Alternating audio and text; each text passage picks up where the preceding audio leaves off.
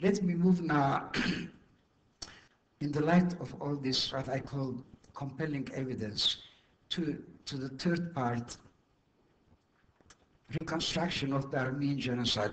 In the light of all this documentation, what is the framework within which we may analyze the Armenian genocide as a historical fact? I see four elements in the organization and the execution of the Armenian genocide. Number one, premeditation. Number two, genocidal intent. Number three, organization of the genocide. Number four, the implementation or execution of the genocide. Let me briefly review these four elements. Premeditation. In criminal justice, ladies and gentlemen, premeditation is considered in all judicial systems, criminal systems, the most serious crime. Is there any evidence that the Armenian genocide had elements of premeditation? I can cite again authentic Turkish sources, but also German sources. I think the most significant Turkish source is in the key indictment of the Turkish Military Tribunal. In the Turkish key indictment, and then in three verdicts, Harput verdict, Yozgat verdict, Trabzon verdict, the Ottoman court-martial uses an Arabic Turkish word which translates exactly for premeditation, which is the Arabic word ta'ammudun. Ta'ammudun is by prior design, by prior intent. So this word is used three times in the Yozgat, Trabzon and Harput verdict, as well as in the key indictment. The key indictment of the Turkish Military Tribunal is the most powerful documentation to which is attached 42 authenticated documents. In the Turkish Ottoman criminal justice system, which is modeled after the French system, it is inquisitorial. The judges, the prosecutors have immense power to acquire documentation and use it. So in the Turkish key indictment, there are 42 authenticated documents attached to it.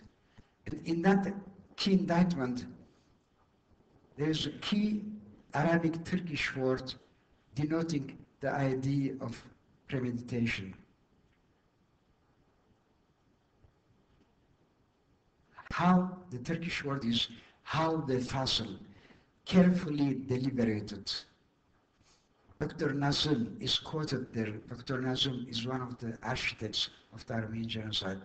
How the fasl, prior deliberation of the crime, and then in the verdicts. Then I think you have a very important German source for premeditation, which is very important because this is a German officer, Colonel Stange, who was the only high-ranking German officer who was attached to the 3rd Ottoman Army operating in the eastern provinces of Turkey. Colonel Stange was a very Turkophile man, and many special organization people worked for him, the commandos of a special organization. He was in charge of a portion of the 3rd Army that was operating in the frontier regions of Ottoman Turkey. Colonel Stange reached a point where he said, I can no longer remain silent. On September 21st, 1915, he prepared a lengthy report for his government, in which he begins saying that, I'm sorry, I can no longer remain silent as to what is happening to the Armenians. And he explicitly, and I have the entire text of his report, 13 pages, detailed report, identifying the perpetrators, of the Third Army. He says, under the guise of deportation, the Armenian population is being destroyed. And then he used the Turkish German word, which is the exact translation of premeditation.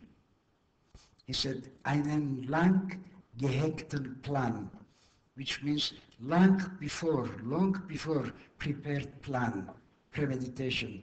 He is a German colonel attached to the Ottoman Third Army, in charge of a particular regiment, operating for months and months, and reaching a point where he can no longer remain silent, and he's informing his government about the centrally organized, premeditated mass murder of the Armenians.